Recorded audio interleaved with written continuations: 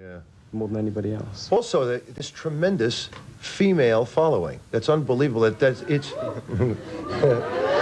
but it never seems to stop. I was in Sydney a few weeks back, and I drove up the street, and I think those studios are right across from the railway station there, aren't they, where you were recording? Yes, And we were going up a hill, and there was this mob of women outside, sitting on the street, eating, knitting, do whatever they were doing, I don't know. And I said, what the hell are they doing out there? And they said, Duran, Duran, they're recording. And is this happen to you everywhere? Actually, I think it's our bodyguard they're all after. Oh, yeah, it could be, yes. Does this happen continuously? I mean, even when you're not performing? Well, not really when we're not working. I mean, the thing is that people were visiting us, just coming to have a chat and things down at the studio because we were recording in Sydney for a couple of months. So people got to know where we were and things, but they were all very friendly. Yeah. Tell me about the beginning of the group now. I mean, I don't want to ask you these sort of trite questions, but I mean, for everybody's information, did it start with you fellas all being friendly, or who organized it? Well, initially, John and myself were sort of pals since we were at school, and when he left art college and I left school, we decided we wanted to form this band, and it was all very avant-garde at that time. It was sort of clarinets and two bass players and a rhythm unit. Oh my God. Avant-garde's the word, actually. But it grew from there into something when we learned how to play, that is.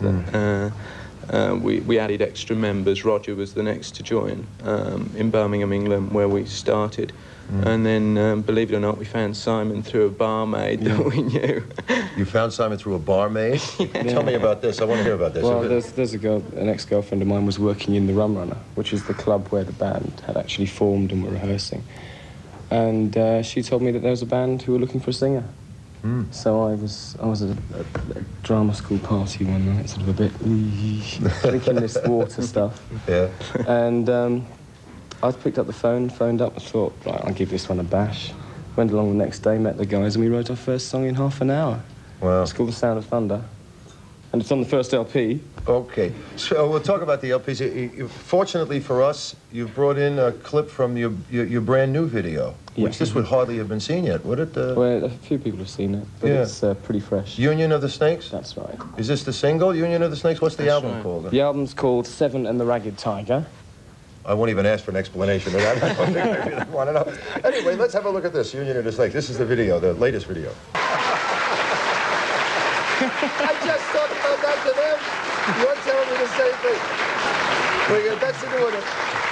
They all come running up to me and say, ask him where it shot, ask him where it shot. You shot that where? In Australia? We did, yes. We shot it in and around Sydney, in a studio and in a place called Cronulla.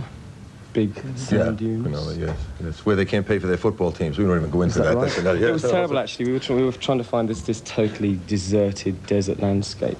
And we thought we found a marvellous place, Cronulla. And we went there, 9 o'clock in the morning, Sunday. There were motorbikes screaming everywhere. Oh, right. Yes. It took us half an hour to find a square inch of sand that hadn't got great big tracks all the way through it. That's a very busy area over there, Cronulla. Okay, I'm supposed to read these dates like I really know them by heart. Would you like to read them? Oh, you want me to tell them where you're going to be? Well, we'll do it alternately. Yeah, okay, good. November the 16th at the Sydney Entertainment Centre, you'll be able to see Duran Duran. And on November the 22nd and 23rd, we'll be playing here at the Melbourne Sports and Entertainment Centre. And there's a few seats left, actually, for the second night, if you'd like to come along and see us. And November the 24th at Adelaide's Memorial Drive. You'll be able to see the boys there. I must tell you something. In past experiences with some rock groups, you're always fearful when you're going to talk to them because sometimes they are so far out, they are non-conversant. Yes, that's right. And they also look at you like, what do you know? You're 50. You know, they do that. But I thank you for coming in and for being so nice and for talking and for being so patient. All the best of luck to you, boys. I don't think you're going to need it, but I thank you for coming in. It's an absolute pleasure meeting you, and I mean that sincerely. Nick, okay? Take care. Simon, how about a hand?